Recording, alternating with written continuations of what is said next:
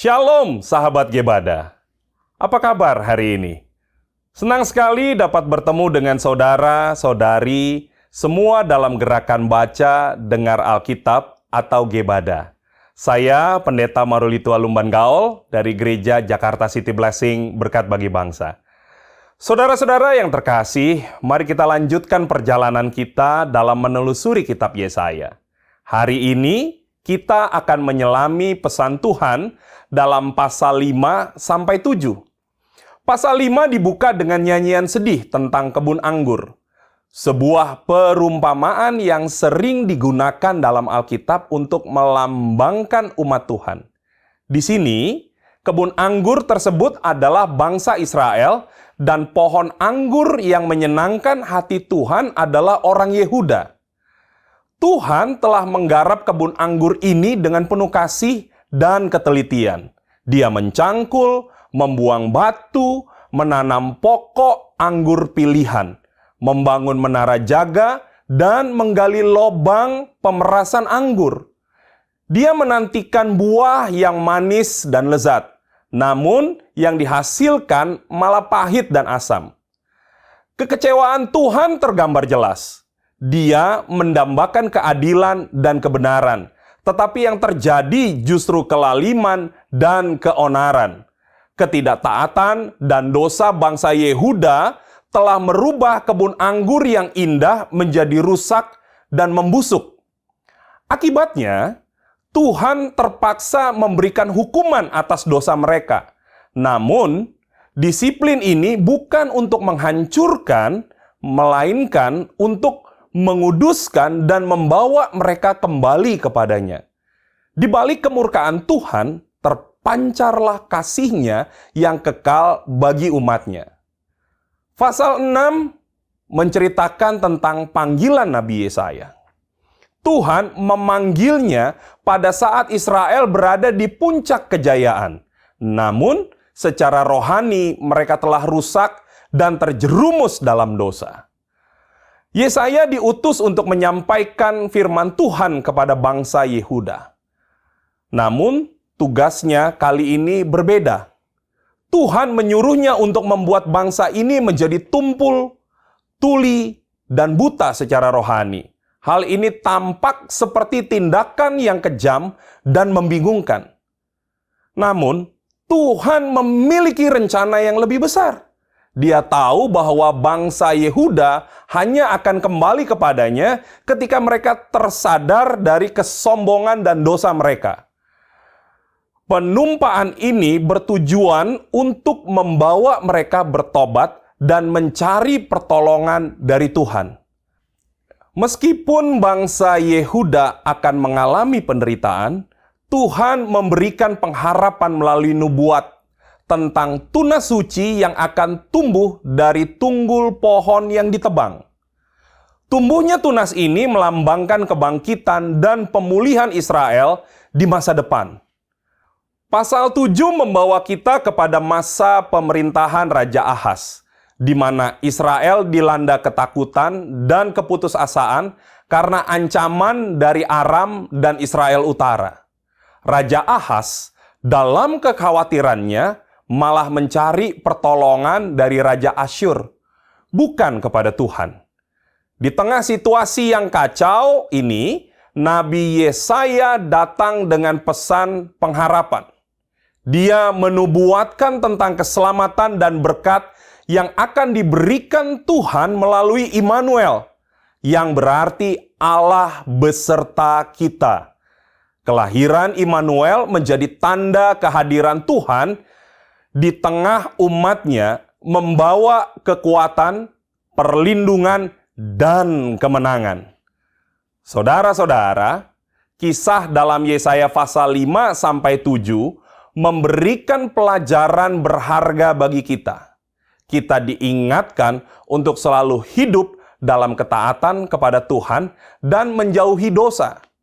Di saat kita menghadapi kesulitan dan pencobaan, ingatlah bahwa Tuhan selalu menyertai kita, memberikan kekuatan dan pengharapan.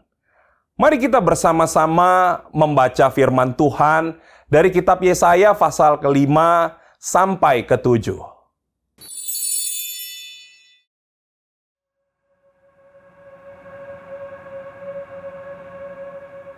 Aku hendak menyanyikan nyanyian tentang kekasihku, nyanyian kekasihku tentang kebun anggurnya. Kekasihku itu mempunyai kebun anggur di lereng bukit yang subur. Ia mencangkulnya dan membuang batu-batunya, dan menanaminya dengan pokok anggur pilihan. Ia mendirikan sebuah menara jaga di tengah-tengahnya, dan menggali lubang tempat memeras anggur.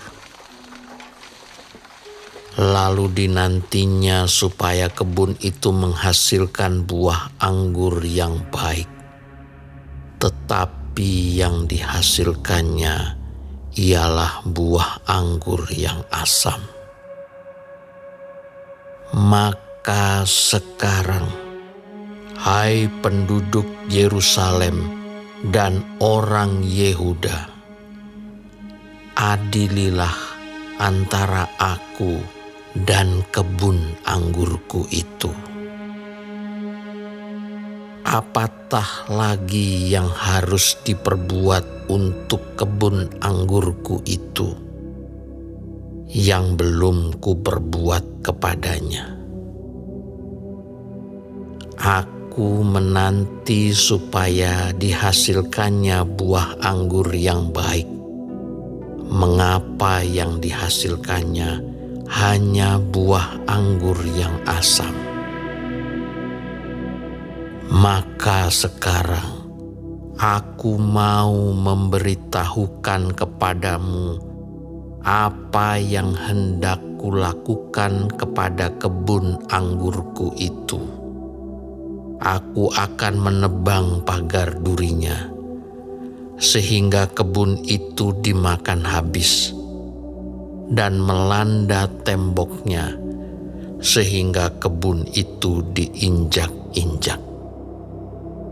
Aku akan membuatnya ditumbuhi semak-semak, tidak dirantingi dan tidak disiangi, sehingga tumbuh putri malu dan rumput.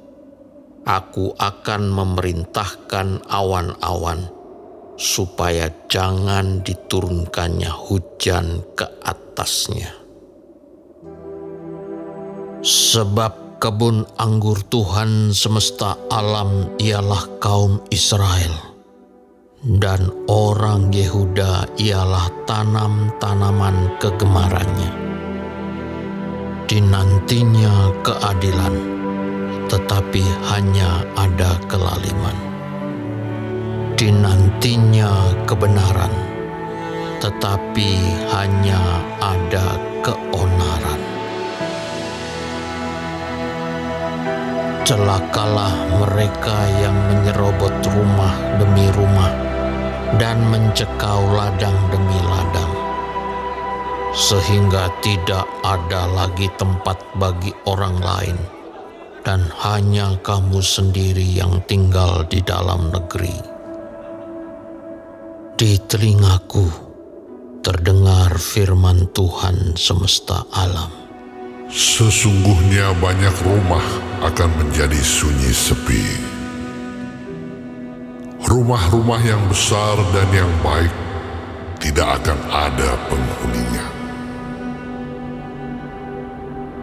Sebab kebun anggur yang luasnya 10 hari membajak akan menghasilkan hanya 1 bat anggur, dan 1 homer benih akan menghasilkan hanya 1 eva gandum.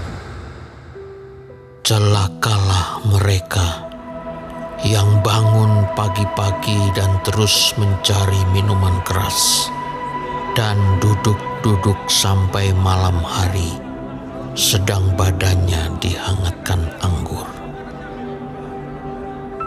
Kecapi dan gambus, rebana dan suling, serta anggur terdapat dalam perjamuan-perjamuan mereka.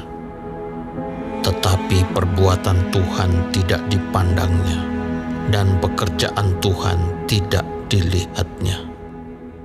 Sebab itu umatku harus pergi ke dalam pembuangan, oleh sebab mereka tidak mengerti apa-apa. Orang-orang yang mulia akan mati kelaparan, dan halayak ramai akan menderita kehausan. Sebab itu dunia orang mati akan membuka kerongkongannya lapang-lapang, dan akan mengangakkan mulutnya lebar-lebar dengan tiada terhingga, sehingga lenyap ke dalamnya segala kesemarakan dan keramaian Yerusalem, segala kegaduhannya, dan orang-orang yang bersukaria di kota itu. Maka manusia akan ditundukkan, dan orang akan direndahkan. Ya, orang-orang sombong akan direndahkan. Tetapi Tuhan semesta alam akan ternyata maha tinggi dalam keadilannya, dan Allah yang maha kudus akan menyatakan kekudusannya dalam kebenarannya. Maka domba-domba akan makan rumput di situ seperti di padangnya sendiri, dan kambing-kambing akan mencari makan dalam reruntuhan gedung-gedung orang kaya. Celakalah mereka yang memancing kesalahan dengan tali kedustaan, dan dosa seperti dengan tali gerobak, yang berkata, Baiklah Allah lekas-lekas dan cepat-cepat melakukan tindakannya, supaya kita lihat. Dan baiklah keputusan yang Maha Kudus, Allah Israel, datang mendekat, supaya kita tahu. Celakalah mereka yang menyebutkan kejahatan itu baik dan kebaikan itu jahat, yang mengubah kegelapan menjadi terang dan terang menjadi kegelapan, yang mengubah pahit menjadi manis dan manis menjadi pahit. Celakalah mereka yang memandang dirinya bijaksana, yang menganggap dirinya pintar. Celakalah mereka yang menjadi jago minum dan juara dalam mencampur minuman keras, yang membenarkan orang fasik karena suap, dan yang memungkiri hak orang benar. Sebab itu, seperti lidah api memakan jerami, dan seperti rumput kering habis lenyap dalam nyala api, demikian akar-akar mereka akan menjadi busuk, dan kuntumnya akan berterbangan seperti abu. Oleh karena mereka telah menolak pengajaran Tuhan semesta alam, dan menista firman yang Maha Kudus, Allah Israel. Sebab itu bangkitlah murka Tuhan terhadap umat-Nya. Diacungkannya tangannya terhadap mereka dan dipukulnya mereka. Gunung-gunung akan gemetar, dan mayat-mayat mereka akan seperti kotoran di tengah jalan. Sekalipun semuanya ini terjadi, murkanya belum surut, dan tangannya masih teracung. Ia akan melambaikan panji-panji kepada bangsa yang dari jauh, dan akan bersuit memanggil mereka dari ujung bumi. Sesungguhnya mereka akan datang dengan segera, dengan cepat. Tiada yang lelah dan tiada yang tersandung di antaranya. Mereka tidak terlelap dan tidak tertidur. Tidak terlepas ikat pinggangnya dan tali kasutnya tidak terputus. Anak panahnya ditajamkan dan segala busurnya dilentur. Kuku kudanya keras seperti batu api dan roda keretanya seperti puting beliung. Aumnya seperti singa betina. Mereka mengaum seperti singa muda. Mereka meraung dan menangkap mangsanya, membawanya lari, dan tidak ada yang melepaskan. Pada hari itu, mereka akan diliputi oleh suara seperti suara laut menderu. Jika orang memandang ke bumi, sesungguhnya ada gelap yang menyesakkan, dan terang menjadi gelap oleh awan-awan.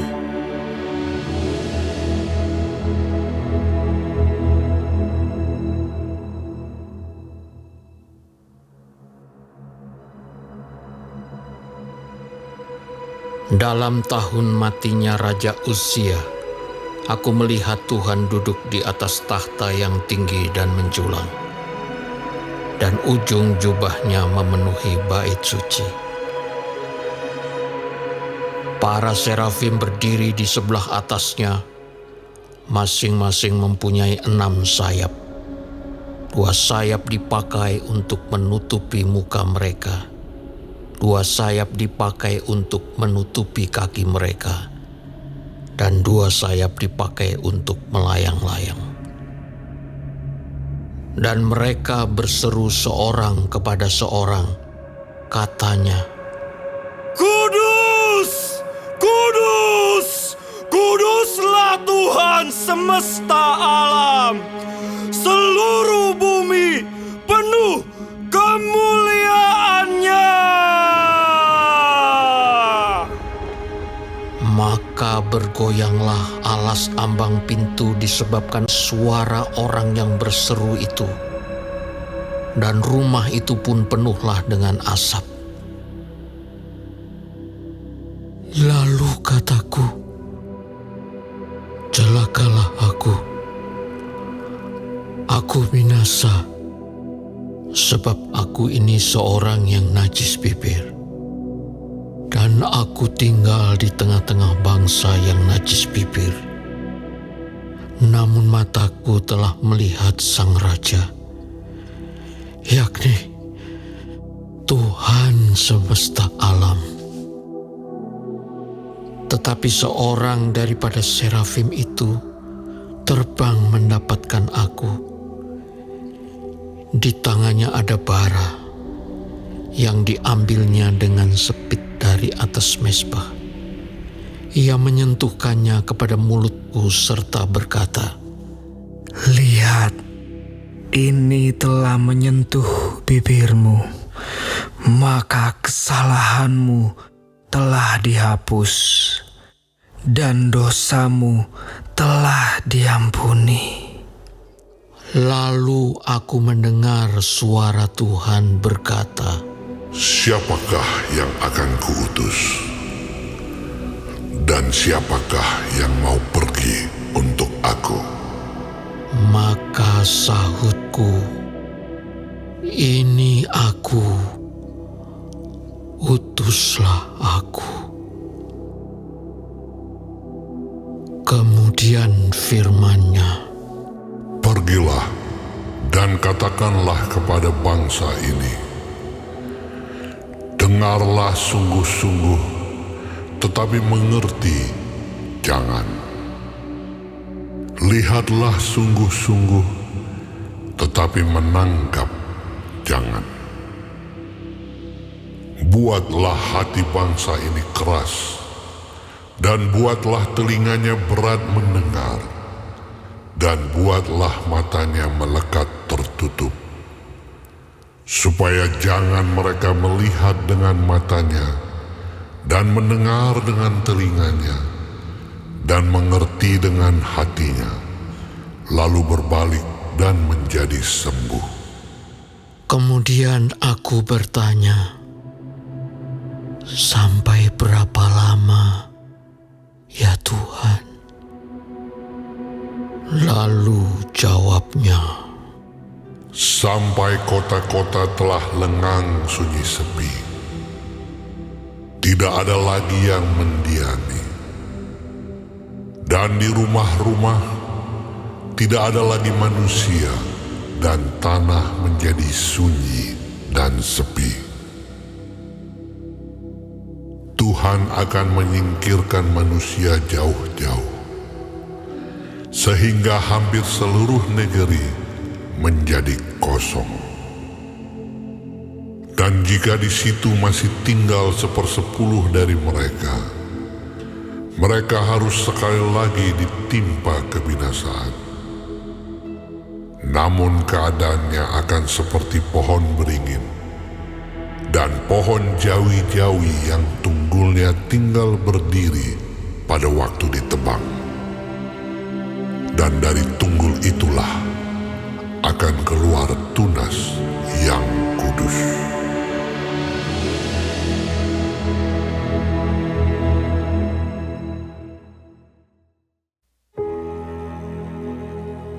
dalam zaman Ahaz bin Yotam bin Uzia, Raja Yehuda, maka Rezin, Raja Aram, dengan Pekah bin Remalia, Raja Israel, maju ke Yerusalem untuk berperang melawan kota itu. Namun mereka tidak dapat mengalahkannya. Lalu diberitahukanlah kepada keluarga Daud, Aram telah berkemah di wilayah Efraim. Maka hati Ahaz dan hati rakyatnya gemetar ketakutan seperti pohon-pohon hutan bergoyang ditiup angin. Berfirmanlah Tuhan kepada Yesaya, Baiklah engkau keluar menemui Ahaz, engkau dan Shear-Yasyub anakmu laki-laki, ke ujung saluran kolam atas, ke jalan raya pada padang tukang penatu. Dan katakanlah kepadanya, teguhkanlah hatimu dan tinggallah tenang. Janganlah takut dan janganlah hatimu kecut, karena kedua puntung kayu api yang berasap ini, yaitu kepanasan amarah Rezin dengan Aram dan anak Remalia. Oleh karena Aram dan Efraim dengan anak Remalia telah merancang yang jahat atasmu dengan berkata, marilah kita maju menyerang Yehuda dan menakut-nakutinya serta merebutnya. Kemudian mengangkat anak Tabeel sebagai raja di tengah-tengahnya. Maka beginilah firman Tuhan Allah, tidak akan sampai hal itu dan tidak akan terjadi.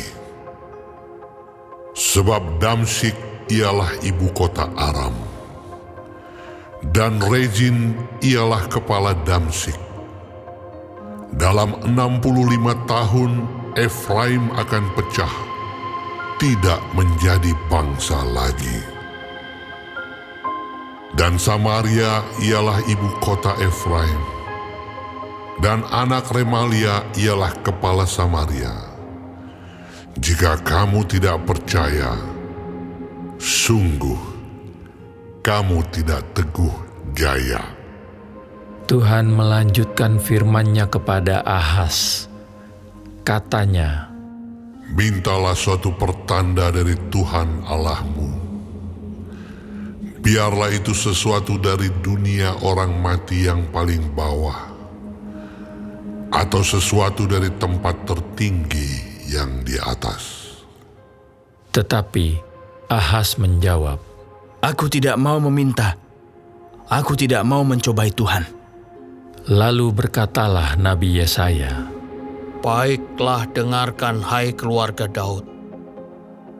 Belum cukupkah kamu melelahkan orang, sehingga kamu melelahkan Allahku juga? Sebab itu Tuhan sendirilah yang akan memberikan kepadamu suatu pertanda. Sesungguhnya seorang perempuan muda mengandung dan akan melahirkan seorang anak laki-laki, dan ia akan menamakan dia Immanuel. Ia akan makan dadih dan madu, sampai ia tahu menolak yang jahat dan memilih yang baik. Sebab sebelum anak itu tahu menolak yang jahat dan memilih yang baik, maka negeri yang kedua rajanya engkau takuti akan ditinggalkan kosong. Tuhan akan mendatangkan atasmu dan atas rakyatmu dan atas kaum keluargamu hari-hari seperti yang belum pernah datang sejak Efraim menjauhkan diri dari Yehuda, yakni Raja Asyur. Pada hari itu akan terjadi, Tuhan bersuit memanggil lalat yang ada di ujung anak-anak sungai Nil dan memanggil lebah yang ada di tanah Asyur. Dan semuanya akan datang hinggap di lembah-lembah yang terjal dan di celah-celah bukit-bukit batu, di segala pagar duri dan di segala tanah penggembalaan. Pada hari itu, dengan pisau cukur yang dipinjam dari seberang sungai Efrat, yakni Raja Asyur, Tuhan akan mencukur kepala dan bulu paha, bahkan pisau itu akan melenyapkan janggut juga. Pada hari itu, setiap orang akan memiara seekor lembu betina yang muda dan 2 ekor domba. Dan karena banyaknya susu yang dihasilkan, mereka akan makan dadih. Sungguh, dadih dan madu akan dimakan oleh setiap orang yang masih tinggal di dalam negeri. Pada hari itu, setiap tempat di mana biasanya tumbuh 1000 pohon anggur dan yang berharga 1000 shikal perak, akan menjadi tempat putri malu dan rumput. Orang pergi ke sana terpaksa membawa anak-anak panah dan busur, sebab putri malu dan rumput belaka seluruh negeri itu. Dan engkau tidak berani pergi ke segala lereng gunung yang biasanya dicangkul, karena takut akan putri malu dan rumput. Di situ hanya lembu dan domba akan berkeliaran.